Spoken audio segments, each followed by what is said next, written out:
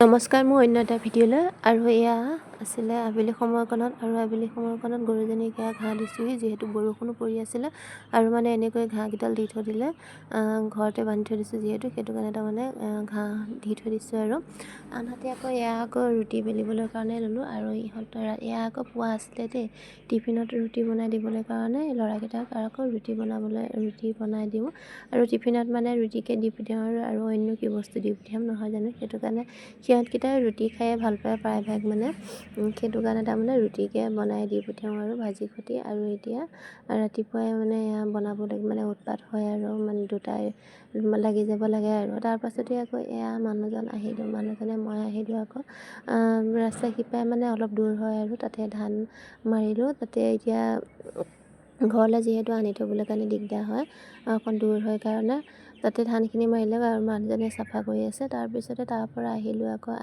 এয়া চৰবত বনালোঁ মানুহজন আৰু মোৰ কাৰণে বুলি পেলাই মিঠৈ দি ধুনীয়াকৈ চৰবত এগিলাচ খাই লওঁ যিহেতু চাহ নাখাওঁ বোলো চৰবতকে খাওঁ আৰু গৰমহে যি পৰিছে আৰু নহয় জানো সেইটো কাৰণে তাৰমানে মোৰো অসুখ আছে যে মই থাকিব পৰা নাই গৰমত আৰু মানুহজনে তাৰমানে ঘৰতে থৈ যাওঁগৈ বুলি পেলাই আহিলোঁ আৰু মোক থ'বলৈ কাৰণে আহিলে আৰু এয়া চৰবত সেইকাৰণে দুয়োটাই দুগিলাচ চৰবত বনাই খাই কৰি লৈছোঁ আৰু চাওকচোন মই চৰবত বনাওঁ মানে মানুহজনে এয়া ঢেকীয়া শাক ছিগি আনিলেগৈ আৰু এতিয়া বোলো ধুনীয়াকৈ এতিয়া ঢেকীয়া শাক বনাম আৰু ঢেকীয়া শাক খাই কোনে কোনে ভাল পায় জনাবচোন বাৰু দেই তাৰপাছতে আকৌ এয়া দেখিছেনে দাইলতে অমিতা দি দিছোঁ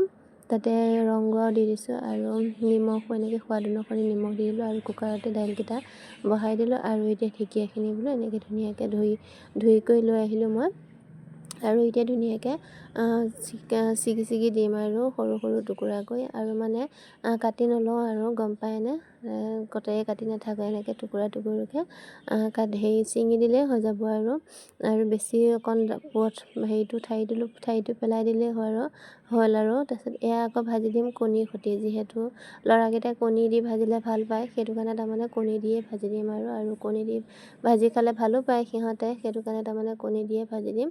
আৰু জলকীয়া অকণমান দি দিম আৰু বেছিকৈ নিদিওঁ গৰমত ইমান জ্বলা মছলা খোৱাটো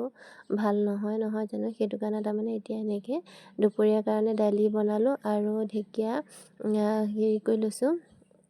ধুই কৰি আনি ল'লোঁ ধুনীয়াকৈ তাৰপাছত আকৌ এয়া মানে ঢেকীয়াখিনি এতিয়া ধুনীয়াকৈ এয়া মানে অকণমান দেখুৱাই দিছোঁ আৰু যদি আপোনালোকে কেনেকৈ খায় জনাবচোন বাৰু এই ঢেকীয়াটো তাৰপিছতে মই এতিয়া আকৌ কেনেকৈ ভাজিম এতিয়া চাই থাককচোন কেৰাহীখন গৰম হ'ল তাতে অকণমান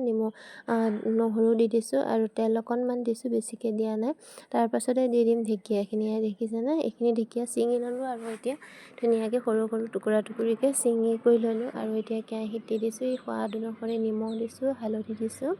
তাৰপাছত এতিয়া ধুনীয়াকৈ লৰাই দিছোঁ আৰু এয়া এতিয়া ধুনীয়াকৈ লৰাই আছোঁ তাৰপাছত আৰু কণী দি দিম আৰু নহয় জানো হৈয়ে যাব আৰু এয়া এতিয়া কণী দুটা দি দিলোঁ আৰু তেল বেছিকৈ দিয়া নাই যে সেইটো কাৰণে তাৰমানে অকণ লাগি ধৰা নিচিনা ধৰিছে আৰু কেৰাহীত আৰু যিহেতু দোকানৰ তেল নহয় জানো সেইটো কাৰণে ইমান তেলটো কমাই খাব লাগে এতিয়া আমি এতিয়া তেল নহ'লে এতিয়া নহয় কিন্তু মই খাব পাৰোঁ বাকীবিলাকে খাব নোৱাৰে যে সেইটো কাৰণে তাৰমানে দিগদাৰ আৰু আনহাতে আকৌ মোৰ কাৰণে এয়া দেখিছে নহয় কেৰাহীটোতে আকৌ পানী অকণ দি আগত বইল কৰি লৈছোঁ এতিয়া মই মানে তেনেকৈ খাম আৰু আনহাতে এয়া অমিতা ভাজি বনালোঁ আৰু তিতা কেৰেলা বইল কৰি ল'লোঁ তিতা শাক তাৰপিছত আকৌ ঢেকীয়া বইল কৰি ল'লোঁ চাটনি অকণ বনাই ল'লোঁ আৰু দাইলতে অমিতা দি দিছিলোঁ আপোনালোকে গম পায়েই দেখিছেনে দীঘলে একদম বইল কৰি লৈছোঁ আৰু মানে এনেকৈ বনালে খাই কৰি ভাল পাওঁ আৰু তাৰপিছতে তিতাও বনাই লৈছোঁ দেই তিতাটো মানে বহুত খাব লাগে সকলোৱে খাব লাগে আৰু মই তিতাটো ভাল পাওঁ আগতে ভাল নাপাইছিলোঁ কিন্তু এতিয়া খাবলগীয়া হ'ল যেতিয়া নহয় জানো ভালেই পাওঁ বুলি ক'ব লাগিব আৰু গতিকে তিতা খাবলৈ কাৰণে লৈছোঁ আৰু তিতা খাই কোনে কোনে ভাল পায় জনাবচোন বাৰু দেই এতিয়া ধুনীয়াখিনি তিতা ফুলখিনি কৰকৰীয়াকৈ ভাজি লৈছোঁ অকণমান খলাতে দি পেলাই তেল দিয়া নাই আৰু কৰকৰীয়াকৈ ভাজি ল'লে নহৰু অকণমান দিছোঁ বেলেগ অন্য একো দিয়া নাই এতিয়া তিতাখিনি দি আগে বোলো ভাতটো খাই লওঁ তাৰপিছত বাকী বোলো ভাত খাম আৰু সেইবুলি তিতাকণ দি আগে ভাতকেইটা খাবলৈ কাৰণে লৈছোঁ আৰু সকলোকে শুভ দুপৰীয়া জনালোঁ সকলোৱে ভাত পানী খোৱা হ'লনে নাই জনাব বাৰু দেই তাৰপাছতে আকৌ এয়া মানে ভাত খাই কথা পাতিয়ে মোবাইলটো আগত লৈ পেলাই ভাত খাই আছোঁ তাৰপাছত আকৌ এয়া পিছবেলা বোলো গৰুজনীক ঘাঁহ কেইডালমান দি থৈ আহোঁ যিহেতু বৰষুণ পৰিছিলে আৰু চাওকচোন এইকেইদিন মানে আবেলি হৈ অহাৰ লগে লগে বৰষুণ বৰষুণটো আহিয়ে যায় আৰু নহয় জানো, ক'বই নালাগে আৰু। তাৰপিছত আকৌ এয়া গৰুজনী যিহেতু পোৱালিটো সৰু হৈ আছে, সেইটো কাৰণে বেলেগত দিবলৈ পৰা হোৱা নাই। সেইটো কাৰণে তাৰমানে এতিয়া ঘৰতে থৈ দিছোঁ আৰু ঘাঁহ কাটি কাটি আনি দিয়ে আৰু মানুহজনে। সেইটো কাৰণে তাৰমানে গোহালিতে এনেকৈ বান্ধি লৈ পেলাই গৰুক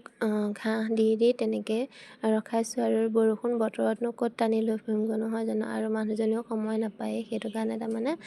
এতিয়া ঘৰতে এনেকৈ ৰাখিবলগীয়া হৈছে আৰু। তাৰপাছতে ঘৰত ৰখাটো অৱশ্যে ভালেই, ঘাঁহ কাটি কাটি খুৱাই থাকিলে ঘৰৰ নহয় জানো, তেনেকৈ সেইটো কাৰণে থৈ দিছোঁ। তাৰপিছত আকৌ গৰুজনী ঘাঁহ চাহ দি আহি কৰি লৈ এয়া আকৌ ৰীল এটা বনালোঁ, সৰুকৈ অকণমান ৰীল এটা বনাওঁ বুলি পেলাই আহিলোঁ। আৰু ইমান ভালকৈ মই নাচিব নাজানো দেই, আপোনালোকে আকৌ নাহাঁহিব হা। মানে অকণমান মই যেনে তেনে কিবা এটা কৰোঁ আৰু এক্টিং এখন। এতিয়া মানে নানাচি একে নাচিব নজনা হ'লোঁ। আৰু সংসাৰৰ মানে ল'ৰা ছোৱালী আল ধৰা পৰা ঘৰৰ কাম কৰি এইবিলাক কৰি থাকিব লাগে নহয়, নাচিবলৈনো ক'ত সময় পাওঁ আকৌ। তাৰপাছতে আকৌ মানুহজনে আবেলিয়ে চাহ খাওঁ বুলি পেলাই ক'লে, চাহ বনালোঁগৈ আকৌ। চেনি নিদিয়াকৈ বনাইছে, সেইটো কাৰণে বোলো মিঠাই দি খাব বোলো, সেইটো কাৰণে তেনেকৈ বনালোঁ। বনাই কৰি লৈ আকৌ দেউতাকক একাপ দিলোঁ, মই একাপ খালোঁ। তাৰপাছতে আকৌ সন্ধিয়া হ'লেই নহয় জানো, সন্ধিয়া আকৌ এয়া ল'ৰাকেইটাৰ কাৰণে এয়া পিঠা বনালোঁ। মিক্সিতে পিঠাগুড়ি ধুনীয়াকৈ খুন্দি ল'লোঁ, খুন্দি লৈ পিনে এনেকৈ বনাই দিছোঁ। আৰু এনেকৈ বনাই যে খাই যে পিঠাটো বহুত ভাল লাগে, আপোনালোকে বনাই